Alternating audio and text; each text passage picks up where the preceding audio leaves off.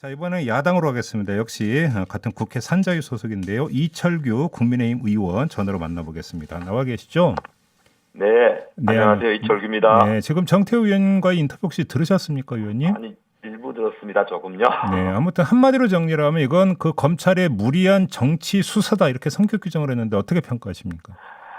아니, 검찰이, 문재인 정권이 감독하고 있는 검찰이 이걸 왜 정치 수사합니까? 네, 이것은 현 정권이 탈원전 정책을 추진하면서 그 절차적 정당성을 결여한 이 사건입니다. 네, 불법을 저지른 것이죠. 정책을 수사하는 것이 아니라 네, 정책을 추진하는 과정에 다른 가치를 침해한 것입니다. 그런 범죄를 수사하는 것을 정치 수사라고 한다면은 네, 대한민국의 정권이 추진하는 어떠한 행위도 수사할 수 없다는, 또 단죄할 수 없다는 논리로 귀결됩니다. 알겠습니다. 가당치도 않은 말씀이죠. 자, 오늘의 이제 초점은 구속영장 청구 기각이니까요. 좀 네. 여기 한번 좀 집중을 해보죠. 자, 아무튼 네, 네. 기각 사유가 네, 범죄에 대한 소명이 부족하고 다툼의 여지가 있다 이거 아니겠습니까? 네, 그렇습니다. 이걸 어떻게 해석을 하세요, 의원님은? 뭐 아쉽죠.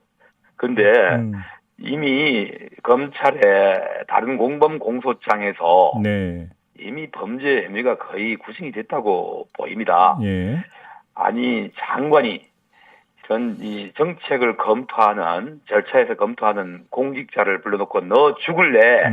라고 협박해가면서까지 네, 이 무리하게 이런 정책을 왜곡시킨 장본인이 범죄 혐의가 증거되지 않았다고 한다면은 네, 그동안 검찰이 예, 허위로 결국은 다른 범죄를 뒤집어 씌웠다는 얘기인데요. 음, 이것은 단순히 백 장관의 범죄뿐만 아니라 예, 이 앞으로 관련됐던 모든 분들의 이런 이 당시에 했던 행위들이 샅샅이 밝혀져서 국민적 의혹을 풀어야 할 책무가 정권에 있습니다. 근데 여기 좀 상식적 궁금증이 하나 생기는데요, 의원님. 네, 지금 맞습니다. 의원님이 말씀하셨던 뭐 너 죽을래라고 했다라든지 이런 정황이 있지 않습니까? 이건 네. 이미 많이 공개가 됐던 내용이잖아요. 보도가 네. 많이 됐던 내용인데 네. 뭐 이런 걸 지금 예를 들어서 이제 그 법원 판사가 몰라서 그러니까 소명이 부족하다라는 판단을 내리지는 않았을 거 아니겠습니까? 네. 저는 이 부분에 대해서 예. 뭐 증거 인멸의 우려가 없다든지 네. 범죄 사실이 구정되었기 때문에 네. 구속의 필요성을 느끼지 못한다. 이렇게 판단하셨다면 모르는데 범죄 혐의가 소명되지 않았다는 부분에 대해서는 네. 지금 검찰 측도 좀 아쉬운 면이 있고 불만이 있는 것으로 알고 있습니다. 보통 그럴 때는 증거가 부족하다는 얘기 아닌가요, 그거는? 네, 뿐만 아니라 외부 회계법인의 네. 경제성 평가에도 이 한수원이 공정하게 대안을 찾지 못하도록 업무를 방해한 혐의도 이 정황으로 이 객관적으로 이게 구증되는 부분이 상당히 있는 것으로 알고 있습니다. 네네네. 그래서 굳이 뭐 법원이 아니라고 판단을 하셨다니까 또 더 앞으로의 부분은 검찰이 더 국민들로 하여금 네. 틀림없이 범죄가 이 성립이 된다, 혐의가 있다 하는 판단을 받아낼 수 있도록 더 수사를 하셔야겠죠. 그러면 의원님께서 보시기에는 사법부가 좀 이런 어떤 기각을 내린 데는 정권 눈치 보기가 작동한 결과다 이렇게 보시는 겁니까? 그거는 제 개인적인 생각보다는 국민 모두가 어떻게 바라보시느냐 하는 것을 생각을 해보셔야 될 것입니다. 최근에 무리하게 이미 퇴직이 결정된 법원의 판사를 국민적 이런 이 반대 여론도 무릅쓰고 탄핵을 밀어붙였습니다. 그 탄핵을 밀어붙인 이유가 어디 있겠습니까? 그러한 결과로 민주당의 지지율이 떨어지고 있지 않습니까? 대통령의 국정 지지도 떨어지고 있지 않습니까? 국민이 바라는 것은 그런 것이 아니라고 저는 생각을 합니다. 그래요. 네. 알겠습니다. 지금 이제 이 백운규 전 장관에 대한 영장이 발부되느냐 마느냐에 따라서 청와대를 향한 수사가 이루어질 수 있느냐 없느냐가 그러니까 갈라진다 이런 게 일반적인 예측이지 않았습니까? 네. 근데 아무튼 영장이 기각이 돼 버렸으면 이후 어떻게 전망을 하세요, 의원님은? 앞으로 수사에 하는 어려움이 있을 거라고는 생각합니다. 아무래도 신병을 확보해놓고 하는 수사와 불구속 상태에서 하는 수사에 이 차이가 있겠죠. 이런 부분에서 법원의 결정이 좀 다소 아쉬운 면이 있습니다.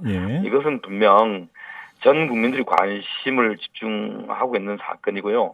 이 대한민국의 이 정권을 가진 분들이 정책을 추진함에 있어서 네. 앞으로 이런 오류를 범하지 않게 한다는 교훈을 주기 위해서라도 실책 진실이 밝혀진다고 생각합니다. 네.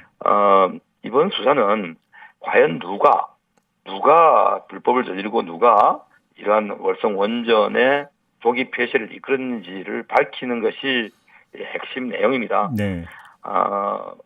업무방해와 직권남용이라는 혐의의 특성상 이런 보강 증거를 확보하는 게 쉽지는 않을 것입니다. 그렇지만은 이미 2명의 공무원이 구속되어 있고요. 감사원 감사 과정에서도 네. 많은 자료가 확보되었습니다. 네. 그래서 아마 이들의 수사 과정 또는 보안 수사 과정이죠. 또 재판 과정에서 추가 증거라든가 증언이 충분히 확보될 것이라고 생각합니다. 이 정태호 의원에게 드렸던 똑같은 질문을 좀 드려야 될 것 같은데요. 오늘 네. 아침에 조선일보가 네. 최이봉 당시 산업비서관이 2018년 4월경에 산업부 박모 에너지 정책실장에게 월성원전 가동 중단을 위한 수치 조작을 지시했다라는 그 보도를 내놓은 거에 대해서 평가를 부탁드렸더니 소설이라고 일축을 했는데요. 정태호 의원은 의원님은 어떻게 보십니까? 만약에 소설이면은 조선일보가 문 닫아야겠죠. 그래요. 그럼 지금까지 현 정권의 청와대나 또 이 민주당이나 또는 정부 부처는 무조건 부인하는 것이 뭐 이 하나의 관습처럼 되어 있습니다. 네. 또 부인하다가 안 되면 전 정권의 행위라고 이렇게 전 정권 탓을 합니다. 결국 시간이 말해줄 것이고요. 네. 그것이 소설이면은 당연히 청와대라든가 또 이 정부 측에서는 그 보도에 대해서 대응을 해주셔야 됩니다. 허위 사실 적시한 명예훼손으로 고발을 하시든지 또는 조사를 또 검찰에서 진상을 밝히라고 요구하든지 이렇게 해주셔야 되리라고 생각을 하고요. 막연히 소설이다 아니다 이렇게 그냥 꼬리 자르기로 끝날 일은 아니라고 생각합니다. 그 관련해서 이제 정태호 의원이 조금 전에 하신 말씀 중에 하나가 뭐 청와대가 개입할 여지도 없었고 이유도 없었던 이유 중에 하나가 이미 국무회의에서 의결이 됐었다라는 점, 이 정황을 제시했는데 이건 어떻게 받아들이십니까? 아니 참 정말로 정부를 운영하시는 분들 또 여당에 계시는 분들이 의원들이 어떻게 그렇게 무책임한 발언을 하십니까? 네. 이 월성 원전은 2018년 6월 15일 날에서 이사회가 열려서 결정이 됐습니다. 폐쇄 결정이요. 이 폐쇄 결정을 강제한 분들에 대한 책임을 묻는 겁니다. 국무회의가 의결을 했대서 면책이 된다고 생각하지 않습니다. 국무회의 의결 과정까지 그런 과정에 국무회의가 그런 결정을 내리는 과정에 제공된 자료들, 정보들이 왜곡되고 조작되고 또는 협박이라든가 무방해에 의해서 이루어졌다면은 국무회의가 아니라 대통령의 결정이라 할지라도 그것은 당연히 사법심사의 대상이 되고 책임을 져야 할 부분입니다. 알겠습니다. 국무회의 의결이라는 이유로 면책될 부분이 아닙니다. 단순히 정책이다. 정책에 대한 결정을 말씀드리는 것이 아니라 그러한 정책을 결정하는 과정의 불법을 지적하는 것입니다. 지금 제가 바로 그 질문을 드리려고 했는데 이건 정책 사안인데 어떻게 수사를 해서 단죄를 하려고 하느냐라는 논리가 있었는데 지금 의원님 말씀은 뭐 정책 결정 자체를 문제 삼는 게 아니라 결정 과정에서 불법성이 있었느냐가 쟁점이다 이런 말씀이신가요? 네, 그렇습니다. 예를 든다면은 우리가 범죄자를 엄하게 처벌하겠다. 대통령이 선거 때 대선 때 공약을 하신다고 가정을 했을 때 그 범법자에 대한 엄한 처벌이 그냥 그런 처벌을 공약했다 해가지고 무조건 어떤 처벌도 어떤 방식으로 해도 문제가 되지 않는다라는 논리와 같은 것입니다. 그런 공약을 했다면은 그런 엄한 처벌을 하기 위해서 어떤 절차를 하고 형량은 어떻게 한다라는 것을 입법 과정이라든가 이런 걸 통해서 제도를 정비하고 그 제도의 틀 내에서 해야 되는 것이지 대통령의 공약으로 이게 채택됐다 해서 어떤 이 수단과 방법을 가려서라도 그것을 수행하는 것이 면책되지 않는다 이런 말씀입니다.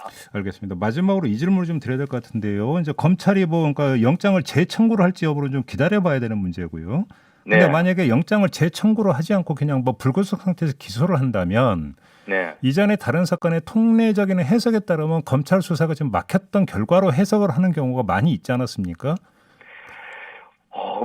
이 구속영장이 발부되지 않아서 불구속 기소했던 분들 중에 바로 어저께죠.